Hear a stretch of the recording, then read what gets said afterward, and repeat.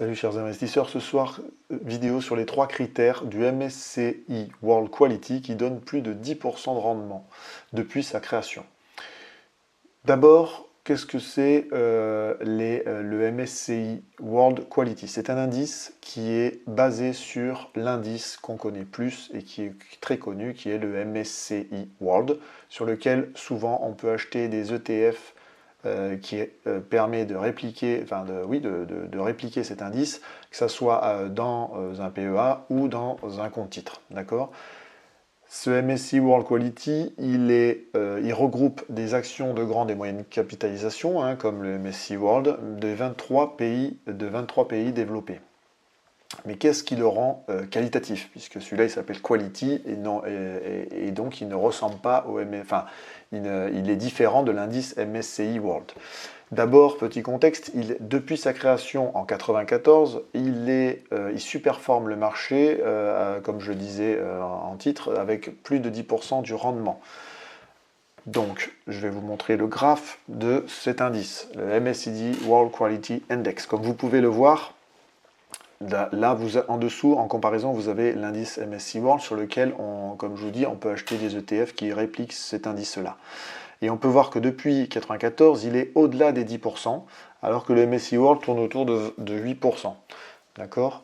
Donc, qu'est-ce qui fait que ces critères, quels critères font que, en fait, cet indice superforme le marché et qui donne des rendements supérieurs à 10%. D'accord?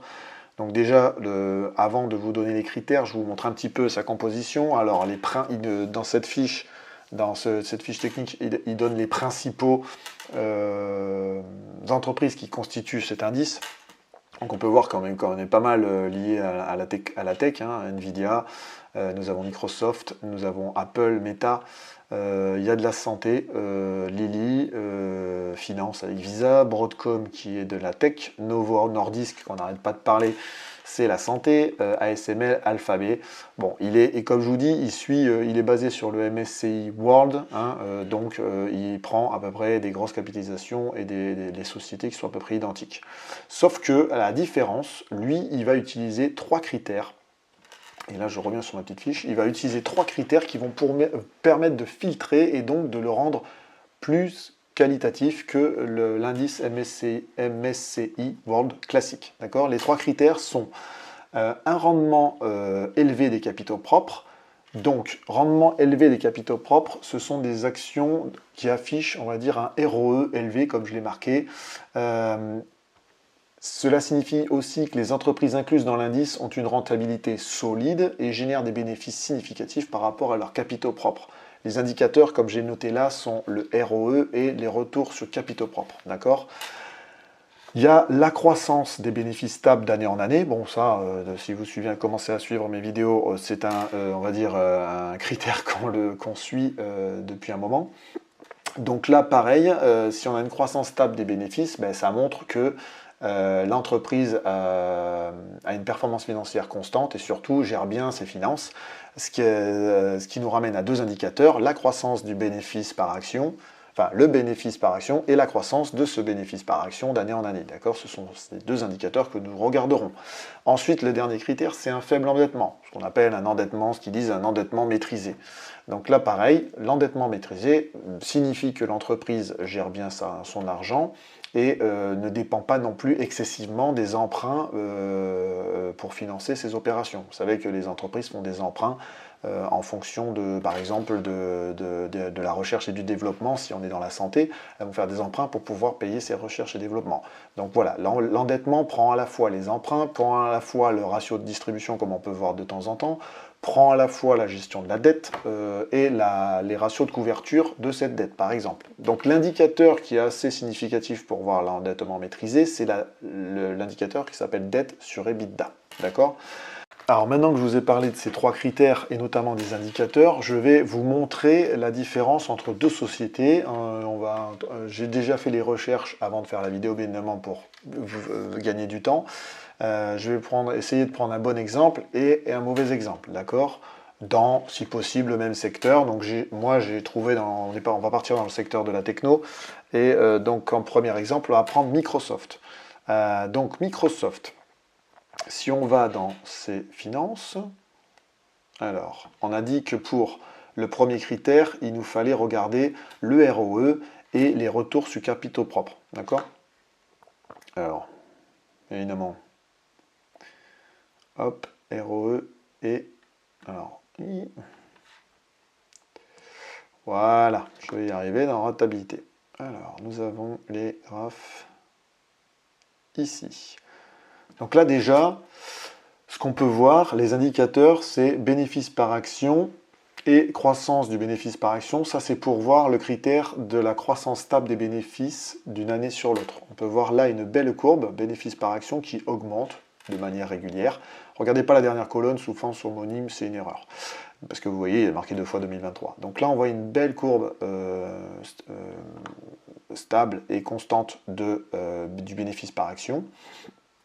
Et on voit la croissance aussi du bénéfice par action. Alors là, vous pouvez voir qu'il y a que ce n'est pas stable et que même on est sur une phase descendante. Vous voyez, c'est pour ça que à Microsoft, c'est un exemple mitigé. Donc on peut voir que d'un côté, le bénéfice par action augmente, mais cette croissance du bénéfice par action diminue. Alors ça veut dire quoi? Ça veut dire peut-être qu'ils financent aussi de la R&D, etc., etc. Donc après, on a vu rendement des capitaux propres élevé, donc un ROE élevé, et comme on avait dit dans les indicateurs, ROE, retour des capitaux propres. Donc retour sur capitaux propres, on voit une légère montée, mais on voit que c'est quand même on est à chaque fois à plus de 30-35%, d'accord? Donc c'est plutôt un bon retour sur capitaux propres, d'accord? Ensuite, pour la dette, pour l'endettement maîtrisé, j'avais dit dette sur EBITDA. Donc dette sur EBITDA, là, c'est sans appel, on voit que ça diminue de manière constante. Donc on voit qu'il y a une gestion quand même de la dette qui est plutôt bonne. Ratio de distribution, on est en dessous de 40%, ce qui est plutôt pas mal. Et l'autre ratio de couverture, voilà, ratio de couverture des intérêts, on est sur du 40-45%. Et la dette sur les capitaux propres, vous voyez aussi là, on a une belle descente stable. Donc là, pour le coup, Microsoft, à part la croissance du BNA d'année en année, présente, on va dire, plus ou moins des bonnes courbes, des bons indicateurs, ce qui montre que ils pourraient faire partie, par exemple, ils font partie, je pense, ils pourraient faire partie de cet indice MSCI World Quality. Ça, par exemple, c'est dans les critères. Maintenant, je vais vous prendre une deuxième entreprise que j'avais vue, mais évidemment dans le secteur, j'avais pris Intel. Normalement, là, c'est assez flagrant.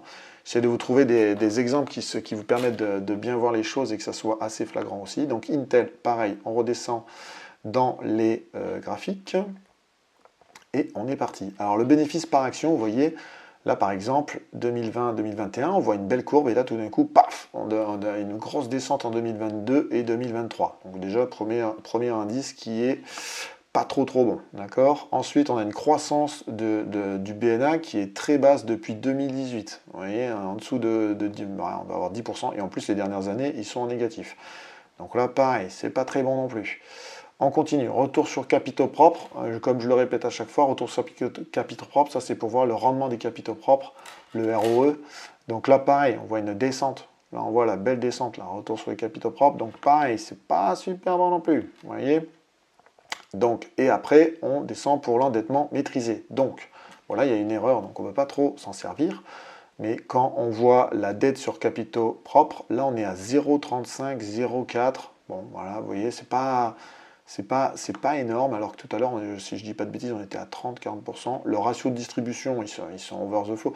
Enfin, là, il donne plus de... Le ratio de distribution, c'est le ratio qui permet de voir le pourcentage de dividendes qu'ils donnent par rapport à leurs gains.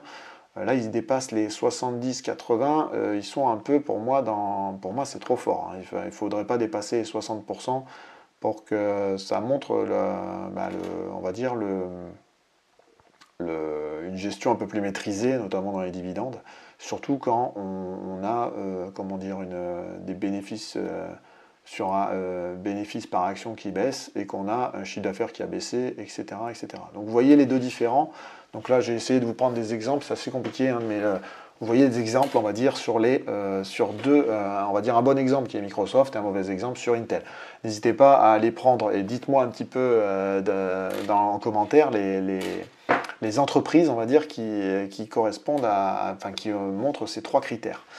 Pourquoi je vous parle de ces 3 critères? Tout simplement, pourquoi je vous parle de ces 3 critères? Parce que ces 3 critères peuvent être, sont intéressants à regarder, comme je vous l'ai fait assez rapidement là, pour analyser une société et rapidement, on va dire, ou la mettre de côté parce qu'actuellement, elle ne présente pas de bons graphiques, ou la mettre en liste de surveillance, enfin la surveiller parce qu'elle est par exemple surévaluée et donc vous attendez un point d'entrée plus favorable, c'est-à-dire tant qu'à faire quand elle sera sous-évaluée, ou un prix plus juste, on va dire, par rapport au marché, par rapport aux estimations des économistes. En tout cas, ce sont 3 critères qui vont vous permettre de sélectionner des actions, parce que, comme vous avez pu le voir ici, c'est par le biais de ces 3 critères, ils ont sélectionné des entreprises qui dedans, dans cet indice, permet d'avoir plus de 10% de rendement. Donc quand même, ces 3 critères sont quand même des choses, avec les indicateurs que je vous ai donnés en début de vidéo, ça vous permet de faire quand même une belle sélection. Donc vous avez plusieurs outils, vous pouvez utiliser Morning, moi j'utilise aussi Invest. Invest qui permet notamment pour moi, permet d'avoir tous les graphiques que je vous ai montrés là, quand on regarde les graphiques, vous avez à chaque fois un rappel ici, une petite pop-up qui vous rappelle à quoi ça correspond, ce qui est quand même assez pratique, parce que quand on commence à regarder pas mal de graphiques, des fois on oublie par rapport à quel ratio, quel chiffre on est en train de regarder. Donc voilà, vous trouverez bien évidemment tous ces liens sur ma page de parrainage sur mon site internet. L'Egard Community.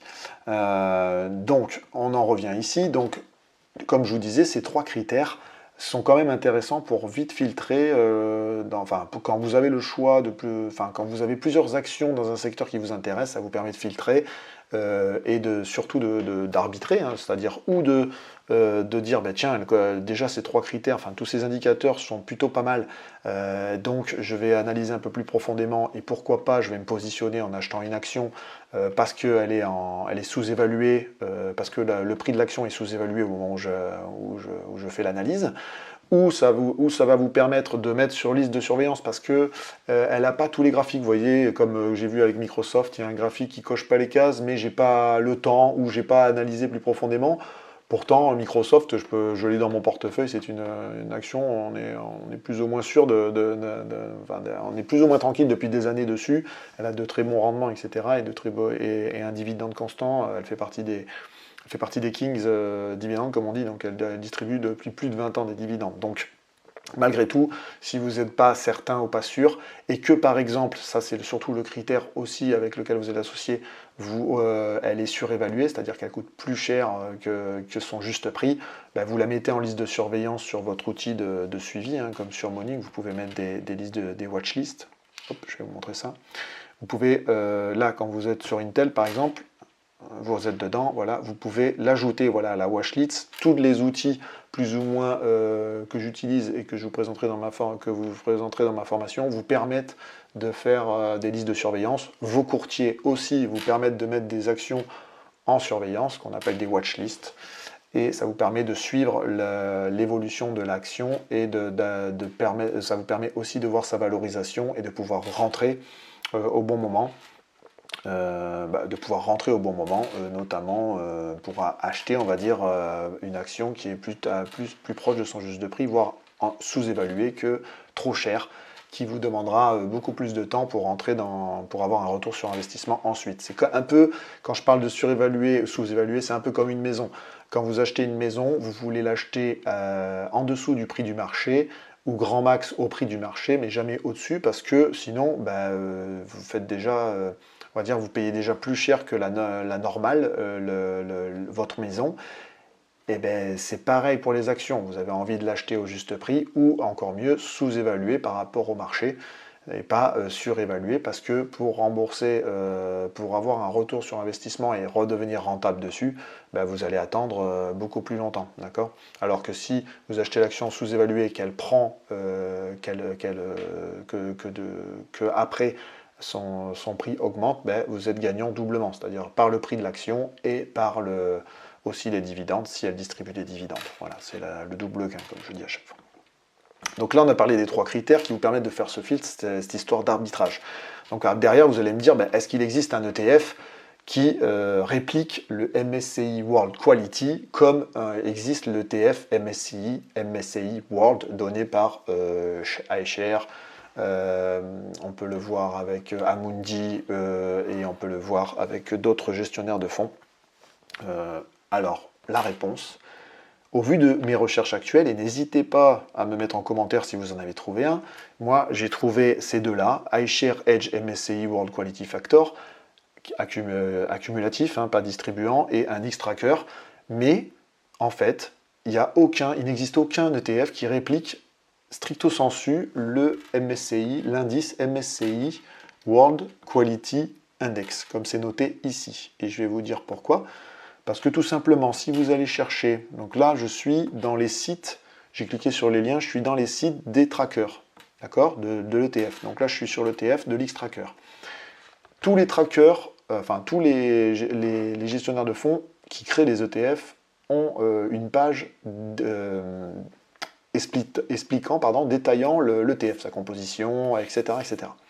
Donc on a la fiche technique, d'accord, de ces ETF. Donc si on cherche sur le site, tout simplement, normalement nous avons un lien vers les documents. Voilà, le document par exemple, et on a une fiche technique, d'accord. Et quand on rentre dans la fiche technique, et qu'on zoome un peu, ça demande un petit peu d'aller chercher, mais des fois c'est pas plus mal, on peut voir que, par exemple, ce tracker qui se fait appeler, on va dire de manière un peu trompeuse, MSCI World Quality, en fait, il est basé sur l'indice MSCI World Sector Neutral Quality Index.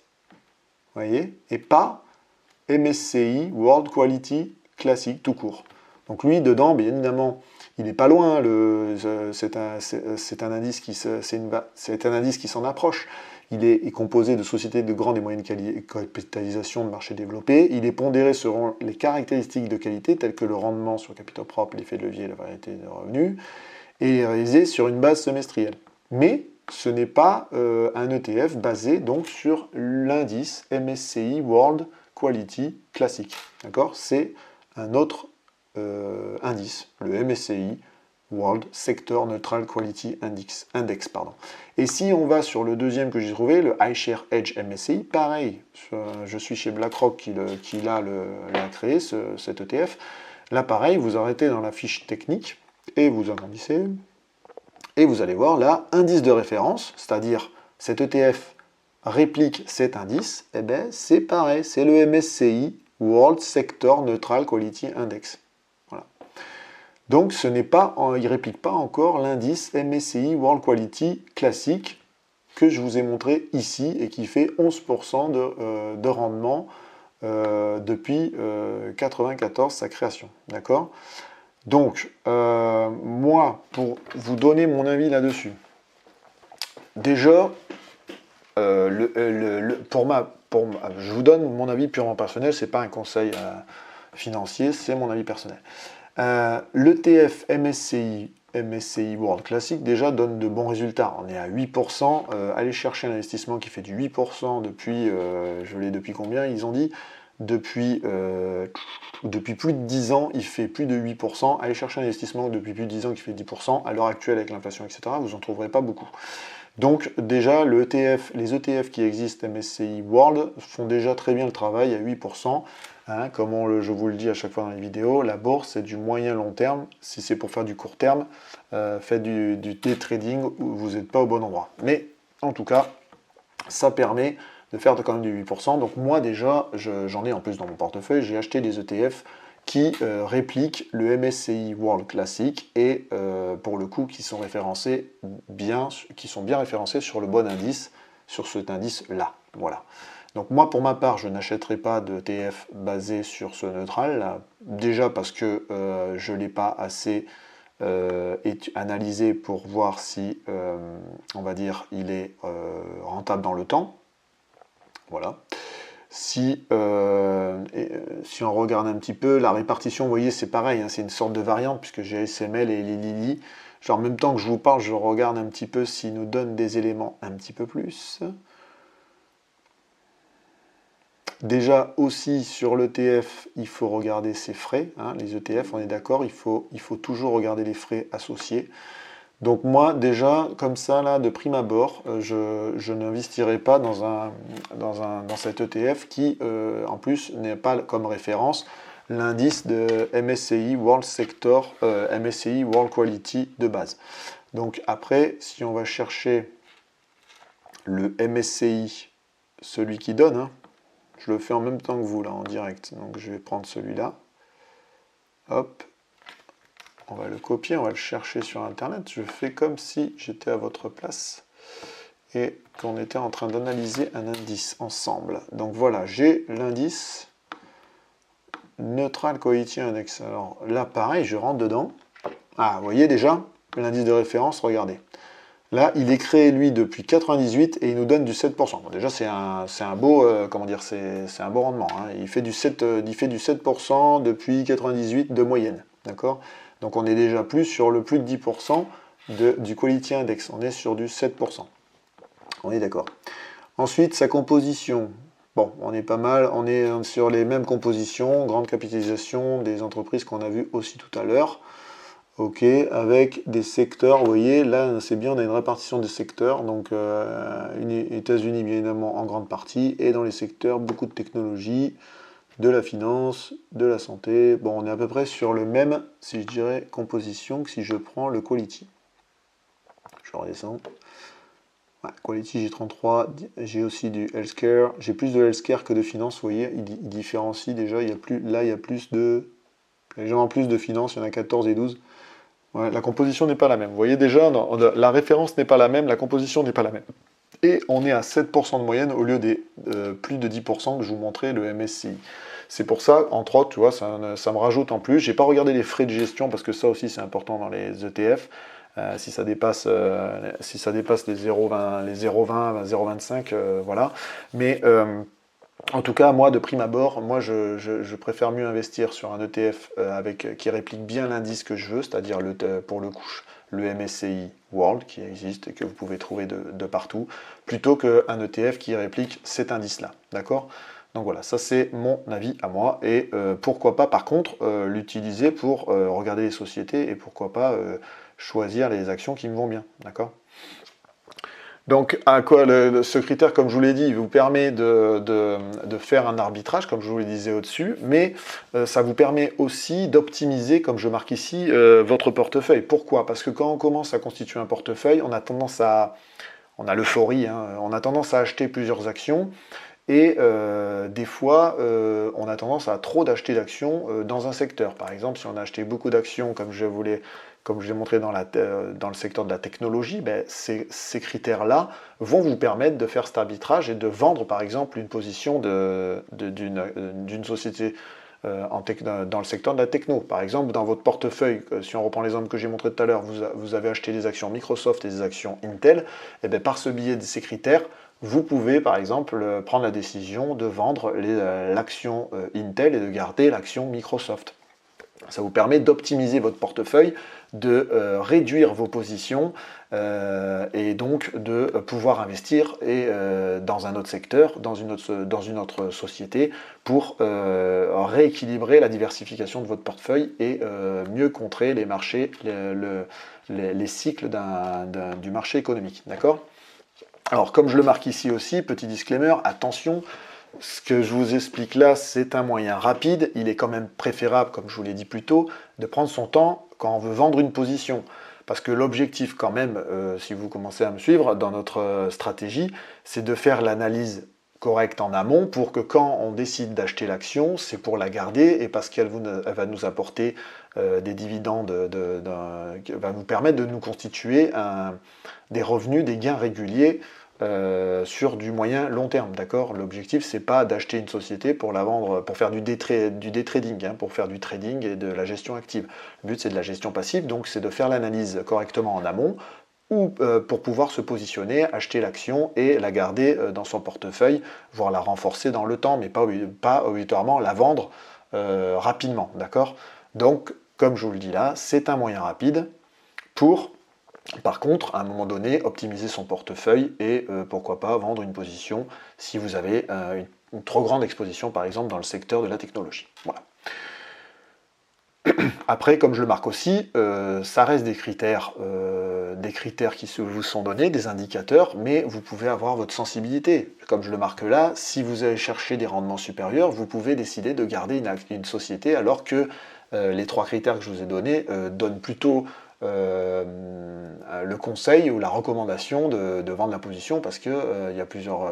les graphes sont pas bons, sont en phase descendante depuis quelques années, par exemple. Mais si vous voulez chercher des rendements supérieurs ou tester de sortir un peu de votre, on va dire, de votre zone de confort, vous avez le droit d'allouer un pourcentage de votre portefeuille dans ce qu'on peut appeler la recherche de rendement plus élevé sur des actions avec un risque plus élevé, donc, puisque quand on parle de rendement plus supérieur, on parle de risque supérieur. Voilà.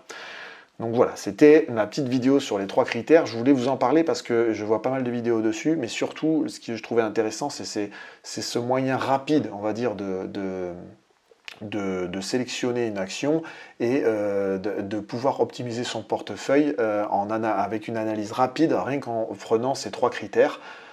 Qui vont vous permettre notamment de vous constituer un portefeuille normalement avec des sociétés, on va dire, stables, qui gèrent bien leurs dettes, et donc de pas, on va dire, de limiter les erreurs d'investissement dans une entreprise.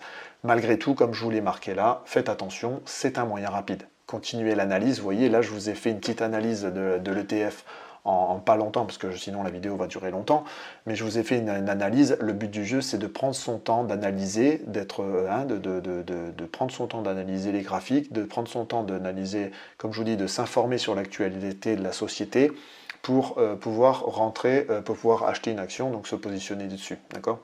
Et comme je vous l'ai dit, dans notre objectif étant d'acheter une action pour la garder, pour pouvoir se constituer un revenu stable, un complément de revenu stable. Et donc l'objectif, c'est de la garder le plus longtemps possible et qu'elle nous verse des dividendes. Et pourquoi pas renforcer la position en achetant une autre action un peu plus tard pour augmenter ce dividende. D'accord? Donc voilà, c'était ma petite vidéo sur les critères, les 3 critères qui sont utilisés pour l'indice MSCI World Quality Index, si vous cherchez, et comme je le répète, c'est un indice et pas un ETF. Vous ne trouverez pas d'ETF, en tout cas, mettez-moi en commentaire si vous en avez trouvé, mais toutes les recherches que j'ai faites font que je n'ai trouvé aucun ETF dans lequel investir qui suit cet indice. Comme je vous l'ai dit plus tôt, les 3 quarts des ETF qui ont le nom trompeur MSCI World Quality sont référencés sur un autre indice qui est celui-là, là, souvent le MSCI World Neutral Quality Index, qui est une variante, mais qui n'est pas celui que je vous parle depuis le début de la vidéo. D'accord? Par contre, celui-là, les actions qui constituent, les sociétés qui constituent cet indice utilisent les 3 critères que je vous ai donnés ici et qui vont vous permettre, eux, de faire cette analyse rapide et cette notion d'arbitrage sur votre portefeuille. Et ça, si vous les liez aux indicateurs que je vous ai donnés là, vont vous permettre d'optimiser, de sélectionner des actions et de vous positionner, pourquoi pas, suite à une analyse un peu plus approfondie sur la société.